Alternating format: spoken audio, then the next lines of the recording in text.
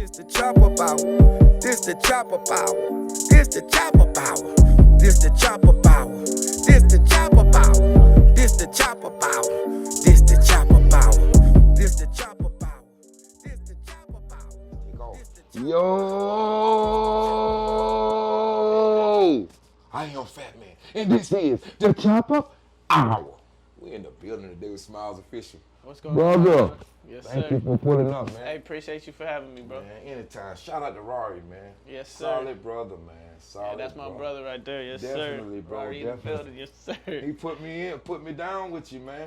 It was all love, man. I was just telling him that just now, like, man, he came in bearing fruit. You know what I mean? And I know eventually you stay consistent, these things gonna happen, brother. Yes, bigger sir. names, bigger situations, and, you know, just staying solid with people. Yeah. Anyway, what's going on with you tonight, bro? Man, working, bro. I just doing the family thing, you know. Right. I was with my kids earlier. You gotta do that. Now I'm here. We're going to Taboo tonight. Gonna celebrate one of my artists' birthday. Okay. So I'm just constantly working. I'm in Tampa on Tuesday. Okay. You know, got a lot of took the kids stuff. out today? Took them to the zoo. Took them to the zoo? Yeah. They had a good time? Yeah, they had a good time. Beautiful. My daughter had a good time. I think my son too little to understand what's going on. He was sleeping. Yeah, y'all gotta go, man. Yeah. You only got 2 kids? Yeah, I got 2. Beautiful thing, bro. I think I'm done. I got the boy. I'm good. Man, hey, just don't sniff it, man. I got Junior, so you know. Yeah. That's the purpose, right? Yeah. Love them boys, man. Yes, sir. Man, I love a girl. First, I thought I didn't want a girl, but I love them. Yeah, you know, they need a lot of attention. Yeah. The girls, at least mine do, man. Yeah, but they love you different, bro. Yeah, they do. They do. The boy, mama's boy. Yeah, no doubt. Smiles, man. Wow, bro. Well, that's cool, man. Knowing your family, dude, that's a good start. Good way to start this interview, brother. Knowing you connected to the vine. Yes, sir. You know what I mean? As far as your kids and shit go. I mean, I think that's important, bro. That's something I try to, like, stress. You know, like, how many people try to tell me, like, oh, you shouldn't post your family on Instagram, or you should appear to be single, or all that. I feel like we're, like, in an age, like, and I don't know, social media and stuff, like, you just gotta be who you are and sell that shit. You feel me? Just be real, be authentic. I'm a family man. I think it's important. I'm trying to teach something different, you know, break generational curses. Like, we gotta keep black families together. We gotta keep families, period. No doubt. Together, you know what I'm saying? Like keep the home together, like no doubt. Like all that, like I don't know, the world changing, like so much people are preaching a negative thing like it's positive. It's almost like the positive is wrong now. Right. Yeah. You know what I'm saying? Yeah, so it's like sad though, bro. I don't know, somebody gotta fight for us, right? So yeah, you know me, I'm finna preach to people to be good family, man. Take care of your family first. You at a good age, man. I don't know your age, but you at a good age to have kids that age right there, bro. That way you can actually see them grow up and see them. You be right there with them. Yeah. You don't age them out. You know what I mean? Hey, bro, it's a whole lot we're gonna unpack tonight, brother. All right, You know what I mean? let's get into it. Where you from originally? I'm from Cutler Ridge. Cutler Ridge. That's Yeah. deep down there. Yeah, I'm from down south, That's man. deep down there, man. I'm from where they don't think we Miami or something. They think we still Miami. They think we ride horses or something. Yeah. We got the green and whites just like y'all. It's the name, bro. It's the name that threw them off. Cutler Ridge. You know what I mean? It sounds like some ponies and horses and cows and shit. Man. Yeah, we be running from MDC just like. Yeah, exactly. Same shit, right? Same shit. What you got? That's 200 and something street, right? Yeah. I'm from 211. Like I'm off the exit, like where I was born, the first house. I was in like 211. Yeah. That's by the Ghouls. That's down by the Ghouls. Yeah. So like Ghoul, Cutler Ridge, down there, the same thing. You know. I dated a girl out on the Ghouls. I used to be about to wreck my car coming home. That long ass. Well, I ain't gonna lie to you. I I used to get busy at Ghouls, man. Yeah, I just Ghouls, can't, you know. I had to Ghouls. stay away. It's a lot of trouble too. It is, man. It is. I had to shoot my way out one night. I ain't gonna get motherfucking lie, man. Yeah, You know we ain't gonna tell on ourselves, but yeah, trust me, it's a lot as much money as you can make. It's a lot of trouble there too. So like yeah, good area though, man, brother. you know, but yeah, I'm from down that way. You know, like I made my name like, you know, Cutler Ridge, Gould, Perrine, Homestead. Okay, Homestead. That's like I'm a down south kid. You know, like no me and Mike Smith, stuff like that. We know each other from down there. Like shout out to Smith. you know, DJ Dig 'em Down. It's a lot of talented people came from. No doubt. down there. You know? No doubt. Man, what got you into rapping, man? Let's start there, man. What inspired you, man? What rapper that had dropped a song and like, you know what, man? I could do this shit too.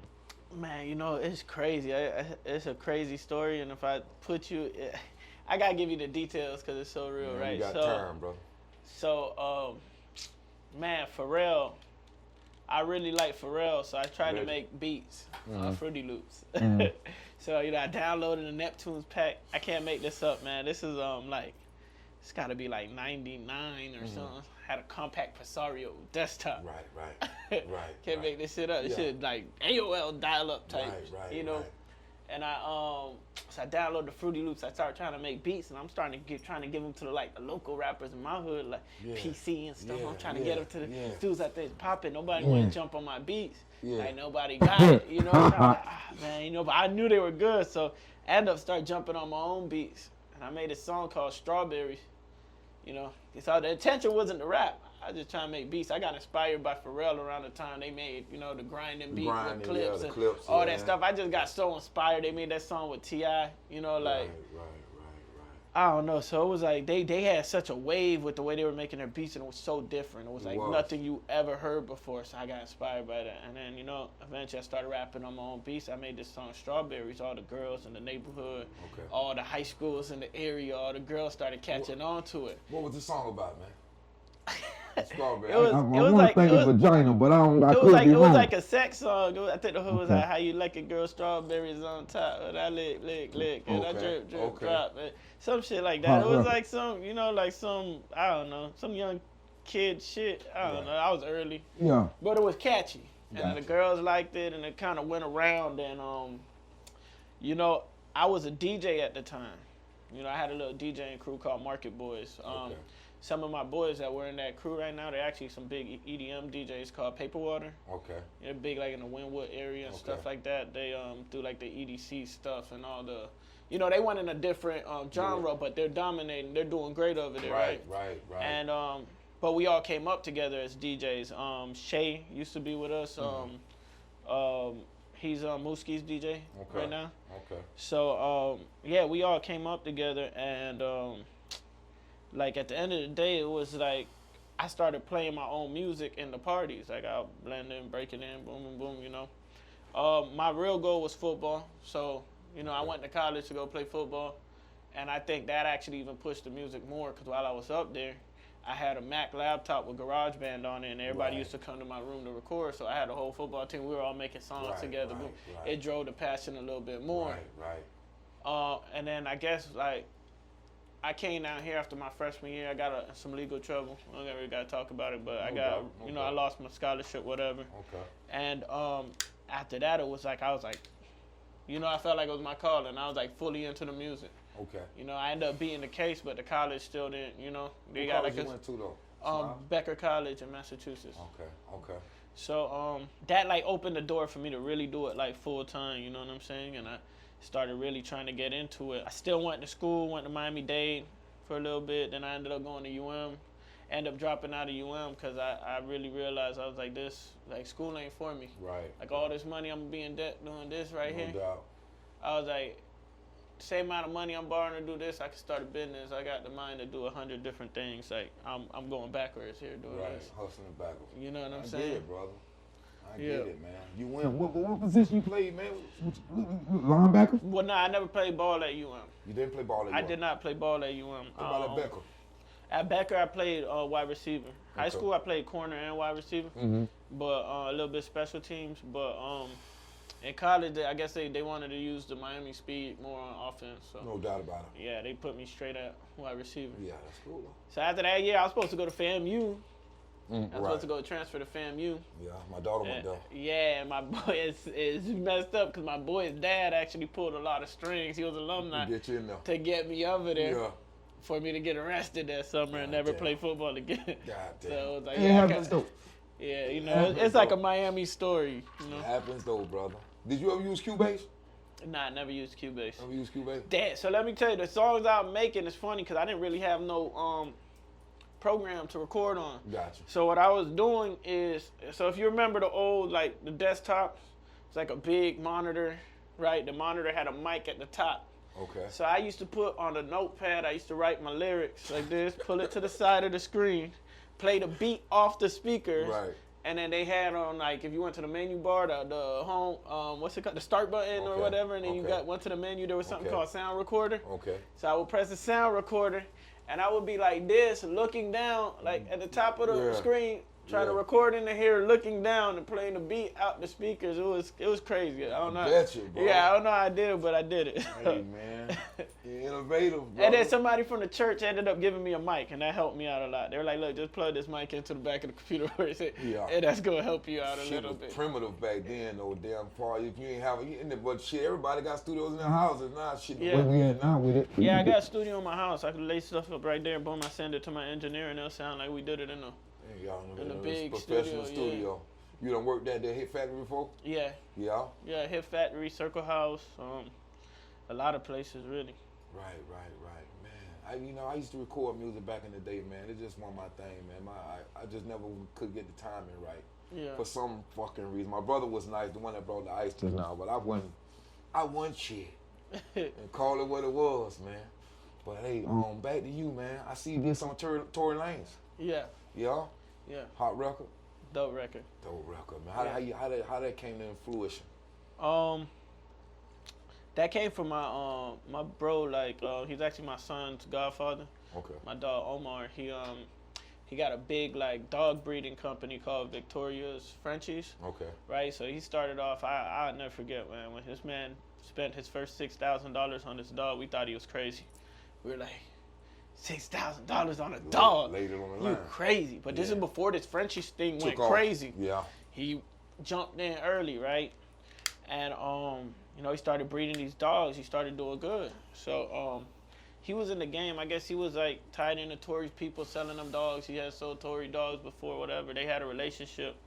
And basically we ended up, you know what I'm saying? He mentioned them to me, and it took a little time. I didn't think it was gonna happen anymore, and it ended up happening. We ended up doing a song. So right. After that, I don't think they think I was gonna do as much with the song as I did, but Did he come to the studio with you? Y'all recorded together? At his house. Beautiful. So I got the hook at his house, and then we, you know what I'm saying? I took it and finished it later on, like on my own time, because I think he was flying out that day. So he was like, "Yo, you just bring a beat over here." Okay. Brought the beat. Rip on the beat gave me a pack of beats. I picked out like 3 I liked. I played him the 3. He picked that one. He laced the hook, and that was it. That's what's up. I took it in the Circle House later, finished it up, and then that was it. Since then we started running. We charted top 50 on urban radio. Right. Media base is there. Did a lot of things with that record. Went to the West Coast, went to New York, had DJ Enough. Right. DJ Charisma, some of the biggest DJs in the nation playing it. So how that work when y'all go on the road to when you go do concerts and shows like that? Like the layout, so you open with the song that's creating the most.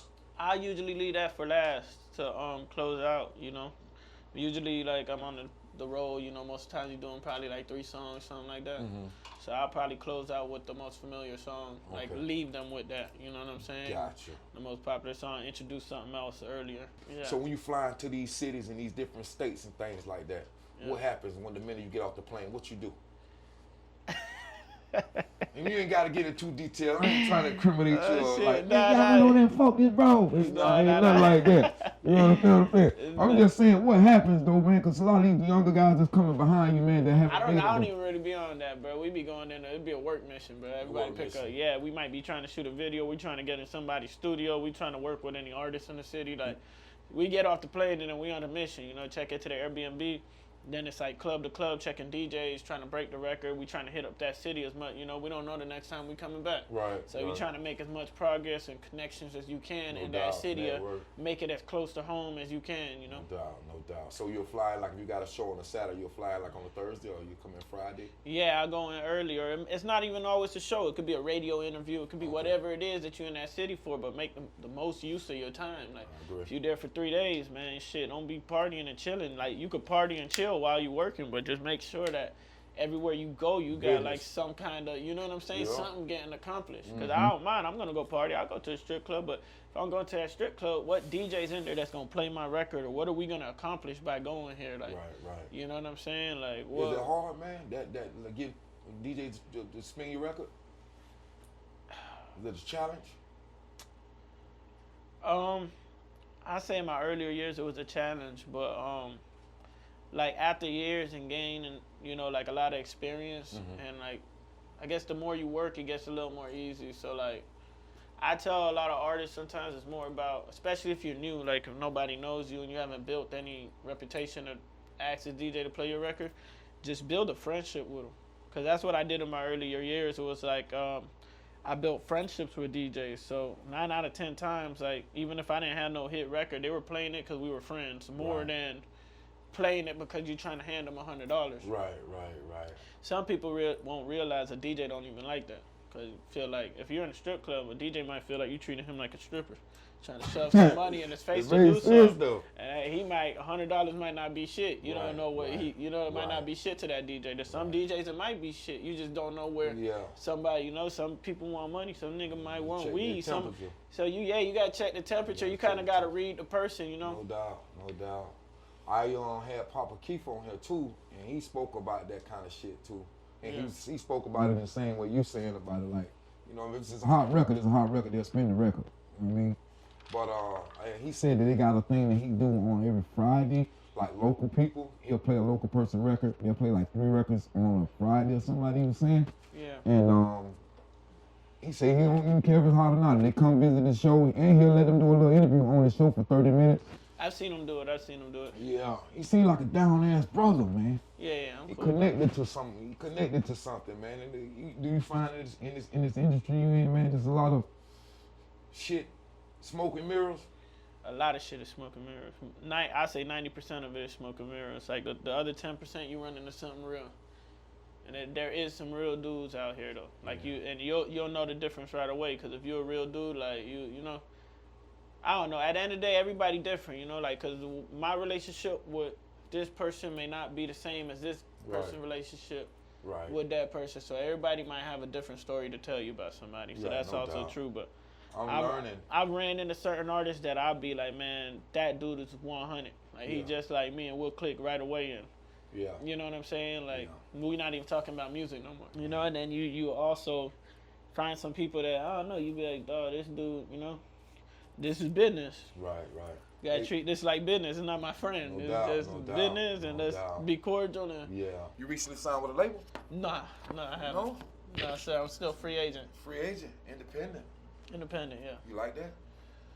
Man, listen. If the right situation comes, we could work it out. Then you know that's what it is. Until then, it's just keep working. You know? Right. The independent hustle is harder though, ain't it? It's a lot harder. You gotta come out your own pocket. You gotta do everything yourself. You gotta man it yourself. But you know, I've been in a position where I've been offered the deal, but it just didn't sound right to me. I'm a numbers guy, so no doubt. You know what I'm saying? Where you learn that from? Watching the numbers and things, and then where you pick that skill up from? Because everybody ain't got that, brother. I don't know. I picked it up from the streets. To be honest with you, you know, like if you had money before then, you know what real money look like. I agree. So you know how fast it could go. You won't get fooled by, you know, somebody throwing a number in your face that don't make sense. Then they own you. And then they own you. And that's why you see so many artists mad and then never hear from them again because they stuck paying back a label for 5-6 years before they could even get up out that contract. So fuck. That gotta be a motherfucker the other. Label drop you and all, you still owe them money. I put them well, I hope they don't handle it like the IRS handle it, you know what I mean? Because they gonna come get your ass, boy. Man, pretty much. They like the mob, bro. Exactly. Turn that out for me, soldier. Hit that button on the air conditioner for me. This motherfucker, I'm motherfucking bottom jaw starter. AC started to fuck with me over here, man. I ain't gonna lie about it, man. Yeah. So the independent hustle, I know you done a lot of mixtapes. Yeah, done like a couple projects and shit. I don't even know if you call them mixtapes no more. Cause like back when I was growing up, like the way we used to do mixtape was like DJ Smokey Bear hosted my first mixtape. Okay. Shit like that, you know, like DJ Nasty hosted one of my mixtapes. So you had a DJ on there like actually scratching and blending the records and talking on your shit and you know, so that's what I used to call it. Nowadays I kind of just call them projects because they're not albums. Right. But I just kind of call them projects, whatever you want to call them. Put on there, Smiles, 8, 7, I be 8. putting on 11 for my birthday. So my birthday is August 11th. Okay. 1989. So I'm the birthday of hip hop, basically. Yeah. Beautiful, bro. That was the day DJ. Yeah, that's the day DJ Cool Herc made hip hop. So every August 11th, I drop a project with 11 songs on my birthday. Right. Do a promo run and, you know, use my birthday to my advantage. Yeah. Strategic, bro. Yeah. And motherfucker would have known that, man. If you wouldn't have said that just now, man, well, a true hip hop fan would have known the DJ Hurt thing and all that there. But a lot of motherfuckers don't know that, man. I mean, you got me just. Hey man, I tell people, dog, we gotta educate ourselves on everything, man. Whatever industry, it don't matter what you're doing. You selling shoes, you play basketball. You know, think about it, dog. Like I'm watching. This has nothing to do with what we're talking about right now, but it's just talking about crafts, right? Like LaMelo Ball, right? Mm-hmm. You see how many times they pulling up that he's doing like a move that an older player did back in the day, and he's bringing it back like every week. He doing like a pass that Chris Paul might have done back in the day. The other day they showed that he did the in between the leg through the alley-oop that Jamal Crawford did, right? So it's like, man, that young dude is a student of the game. Definitely. But that's how you gotta be with everything. No matter what your industry is, you gotta be a student of the game. So like, how you want to be in hip hop and you don't know the roots of hip hop, or you don't know where it came from, or how? Cause then I don't know. It's like this shit takes so many twists and turns. It does. And me being a real hip hop fan, like I've seen the changes year in year out. Right. And the type of rapper I want to be is like a Jay-Z or a, you know, T.I. Yo Gotti, somebody that's gonna last, you know. Right. A century. Right. You know what I'm saying? Yeah, right. Because all the other stuff is going to cycle in, cycle out. Right. So if I take you back to a time and date, like when I was saying I was in high school doing all that DJ stuff, right? You had like the Laffy Taffies and the Soulja Boys and the snap music came around, right? Yeah. You would have thought it would have been there forever, but what lasted the whole time? That shit moved. The Jay-Z, the T.I.s, the Jeezy, that stuff, Rick Ross, that stuff stayed. Right. That other stuff was like a fad. Yeah, it was a fad. Definitely. Came, went. Yeah. And then you seen multiple trends like that over the years, right? Yeah, like they come so often. Like the New Boys, you're a jerk, and that type of stuff. Oh, it comes, it's here. Yeah. Boom, it's gone. But you got these legends that, you know, like solidified. That shit's real and it don't go away. Right. Stay like this the whole course of their career. Concrete slab. So. You know, like me studying the game, that's the type of artist I want to be like. I want to be, no doubt, bro. And I don't care if it take a little bit longer. You know, that's. I was just telling Rory that we spoke about that a few minutes ago about I'm okay with taking a long way around, man. I ain't got to cut through the field. Yeah. Because they got to take the long way around will have longevity. Yeah. He took the long way around that square versus running through the middle of the square. Like you said, them guys burn out quick. That record might pop for a year, and after that, where they at? You know what I'm saying? Unless you got another one under your hat. You know what I mean? I ain't seen back in Lil Jon era, he was doing that. He kind of had a back-to-back. He was popping them out like that too, but then. Yeah. Well, yeah, he probably doing shit behind the scenes, but, you know. Well, yeah, Lil Jon behind the scenes. Remember, Lil Jon the one who switched Pitbull whole route. So, Lil Jon certified, you know, but no doubt about it. As a rapper, no, maybe, but as a producer, he took that shit to levels that he probably produced 1 million songs we don't even know. Right. That's in a whole nother genre. Right. Because that's where he went with it. Right. He the one who told Pitbull, look, man, these people ain't going, you know, like, the rapping shit cool. How far is it going to take you? If you do this right here, you out of here. Yeah. And guess what? Pitbull thank him to this day. Right. If he ain't never take that lane, we would not be seeing the Pitbull we see now. And the suits and the, you know. It's a better look. When you look at it. It's a better look for him. He could sell it better, you know. Yeah, it was hard. It was, you know, it was hard for him as a Chico, you know, like as a Latin dude to be accepted in hip hop back then. Right. Like now it'd be cool, it'd be nothing. Right. Pitbull was one spitting fire. Right. But back then it was like kind of hard for people to accept it. Yeah, no doubt. When he did that, you know, that more pop route. Right. Got instantly accepted. Let me ask you, you feel like it's harder for rappers that deep down south to actually grow outside of the concrete, man? I think 100%, bro. I don't think we really get respect. Right. And I'll be honest with you, if I didn't move to Miramar, I spent like 3 years in Miramar, and I feel like that's when I got my respect because I was staying around the corner from the Office, G5 Playhouse. The real King of Diamonds was still open at that time, right, over there. Playhouse. And I was in and out all these, you know what I'm saying? I would go to 4 clubs in one night, breaking my record. This is I Got a Bag, 2016, 2017. That's how I broke that record off the muscle. Like, wow.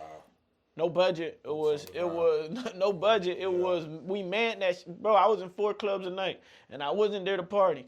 By the end of the night, I was drunk because I've been in 4 clubs. Damn right. Probably had Having 2. a good time. Yeah, you know I'm gonna have a good time. Yeah. But I was on a mission. working. I was in there, boom, DJ booth chilling. Hey, bro, you want to drink? Boom, as soon as that record got played, hey, yo, I got to go make my rounds. So, and the DJs respected it. They knew what I was there to do, what I was trying to do. 4 clubs a night. I promise you. Hey, man, Smiles, you giving a lot of game, brother. Cats gonna look at this. This gonna be a blueprint for the young guys coming behind you, bro. Yeah. You know what I mean? But, you know, like I say, student of the game, I mean, what I'm telling them might not work for them because what I'm telling them might not even be relevant no more. That there's a new internet game. Right. So what I was doing in 2016, 17, I got to re-strategize myself. Right. You know, like that. The reinventing part of it. I don't think that'll ever go away. I think it's great to know DJs, but there's also another big part of it nowadays. You know, like there's like the internet is a monster. It's a new monster. Media, bro. Social media, bro. What's your latest project, Smile? We out here with the fire grill, motherfucking lighter, man. Hey, man. Hey, whatever it takes, man. What's going on here, man? Latest project.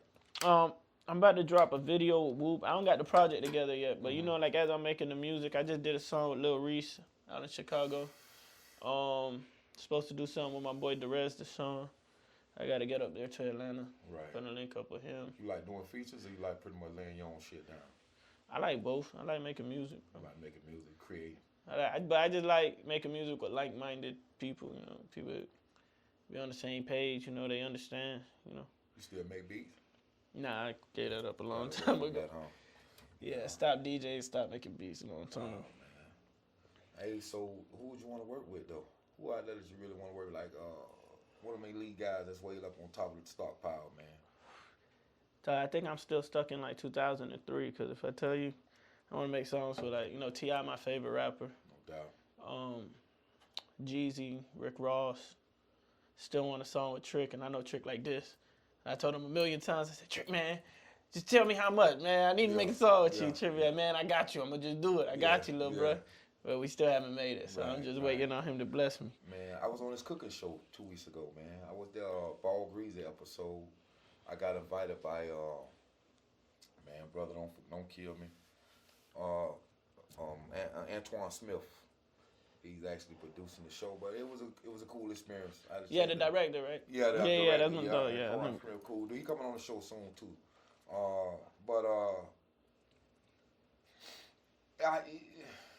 Man, it's just weird. It's weird. Cause back in Thug Holiday, you remember the song Thug Holiday? Yeah. I actually had a cameo in that Thug Holiday video. And that was back in 2000.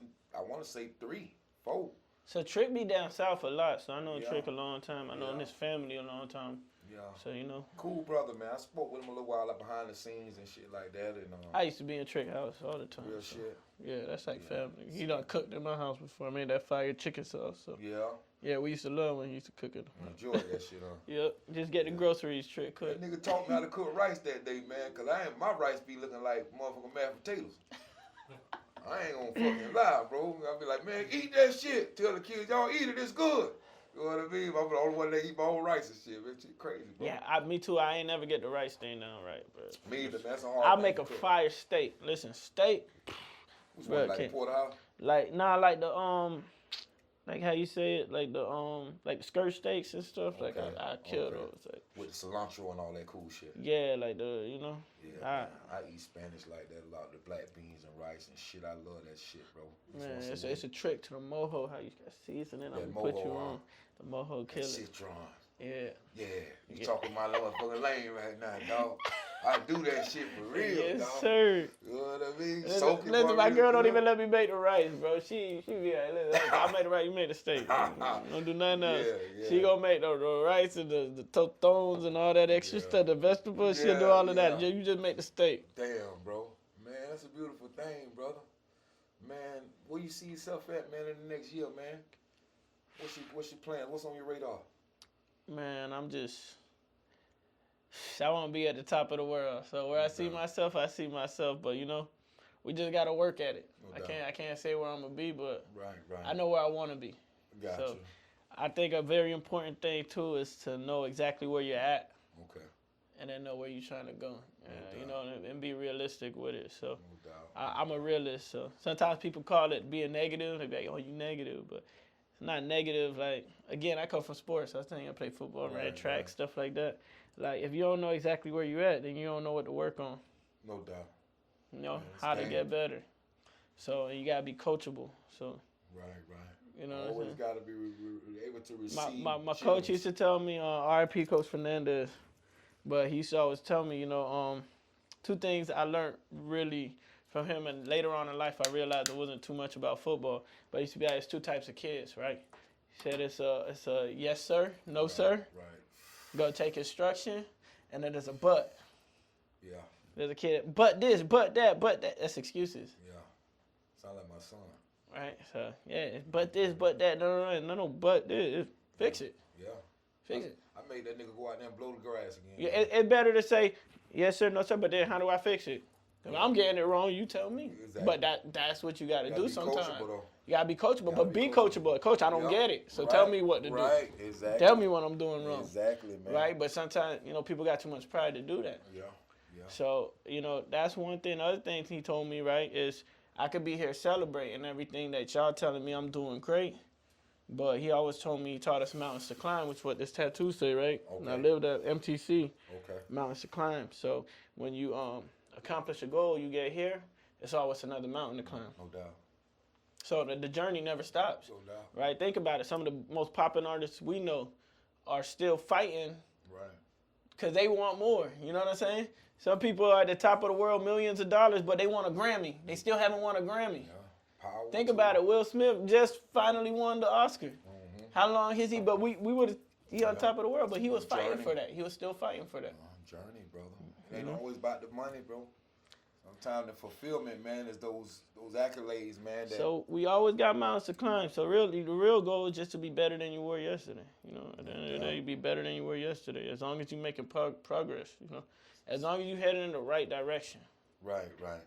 How do we know though when we heading in the right direction, though, Smiles? Cause it's kind of trial and error, man.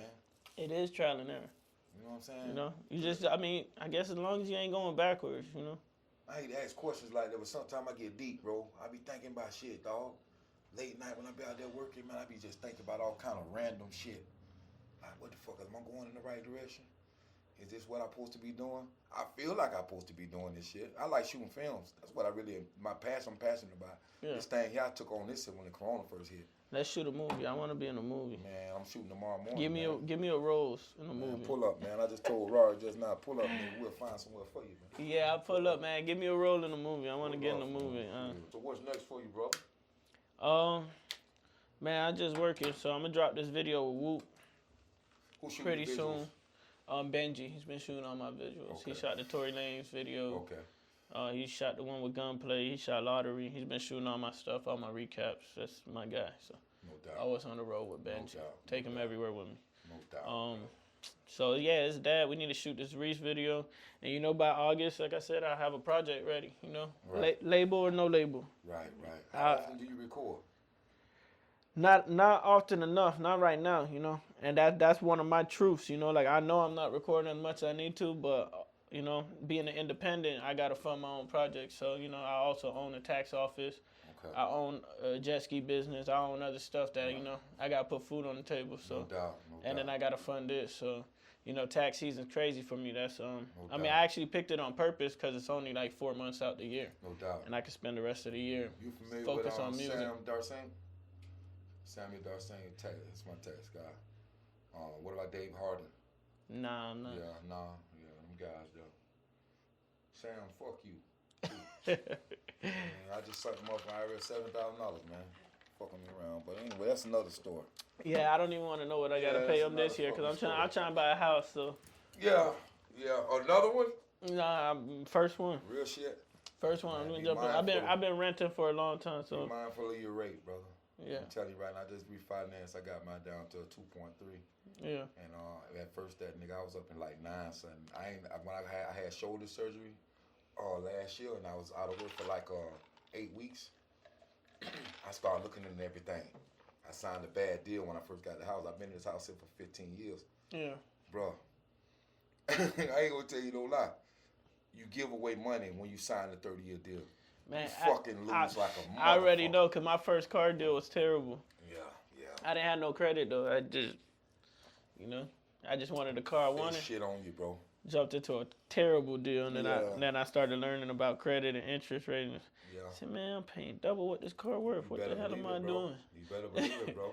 And I'll be honest with you, after I closed the deal on the 2.3, immediately my first payment, I see my loan went down on paper. But before that, I was always like, man, what the fuck I'm giving these motherfuckers $2,000 a month, and the number don't change. Yeah, you just paying nothing but interest. Yeah, like, bro. So my first car deal, I was paying like $600 a month, and only $100 that was going to my principal. I said, what the hell? What kind of deal I got? The guy said, when I called the guy back, he said, well, that's when I finally figured it out, because they told me the car was this much, and me doing like the calculations in my head, how much I've been paying. Right. I thought I was like almost done, and when I called the loan company, they were like, you still owe like $14,000. I'm like, what? Yeah, it blow your mind, don't it? I was like, hold on, wait. I called the guy. He's like, well, yeah, did you read your shit? It was interest rate, this, that. Yeah. I said, what interest? It blow your boom, mind, and I bro. called the company like, bro, they're like, yeah, out of that, you only $138 going to your principal. Right. I'm like, so you telling me I'm paying y'all $400 in interest? Insane. It's fucking insane. Yeah. They bastards too. You know what I'm saying? But Yeah, hey, nobody taught me better, so. Yeah, well, you know now, man. Try to get the lowest rate you can get, and definitely get you a 15-year deal. If you're in a position to get your 15-year deal, get your 15-year deal. If you take the 30-year deal, make sure you get your rate low, bro. Yeah. I'm just giving you the game. Yeah. I look at it like, man, I'm 42. You got to keep in mind how much time you got to work, especially in the business that you in. You know what I mean? Well, you got other businesses going on at the same time, but you got to keep in mind, you getting older, and you don't want to be paying for this motherfucking house the rest of your fucking life. Facts. Till you 70 fucking years old. You know what I mean? Yeah. Keep that shit in mind. But man, we done got away from the music shit. But all this is game, man. This game, wisdom, Hey, man. What it's not life. to do.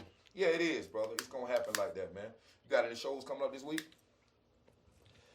Tuesday, I'm in Tampa. I'm at Hush. Mm-hmm. On the 16th, I'm doing a show with Millie. Okay.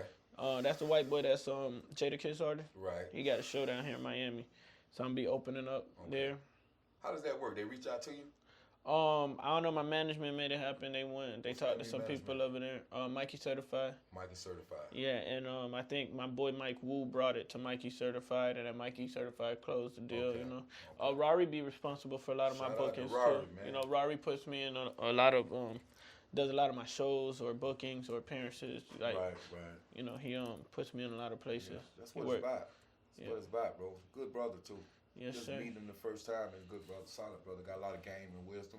And Definitely. he's selective on his words. I saw it took a long time to answer questions, but when he said it, it made sense and he thought out. And I ain't seen many guys that inside of this table with me. A lot of guys just when you got a nigga that sit there and think about something before he say it, Yeah. that nigga tapped into something, brother. Yeah. You understand what I'm saying? No, Rari very strategic on how doubt. you do things. No doubt. And his success rate is like 99.9. So Hey, man, he showed me love, man. After 3 months, he came and pulled up, man. He told me it was coming, but he finally made it here, man. And I appreciate him for that, man. And all respect to that, brother. Man, how they can find you in the social media world? at Smiles Official. Ask Miles All Official. my handles, yeah. Or you know, just Google Smiles Official. Everything pop up. Okay. Yeah, Okay. trademarked everything. There it is, man. Y'all heard him. Smiles Official in the building with Fat Man at the Chop Up Hour. Man, it's been a hell of a day today, man. I'm enjoying every moment of this shit, man. Shout out to Rory for making it happen, man. And hopefully we can do business in the future, man. We finna get out of here. I'm Fat Man.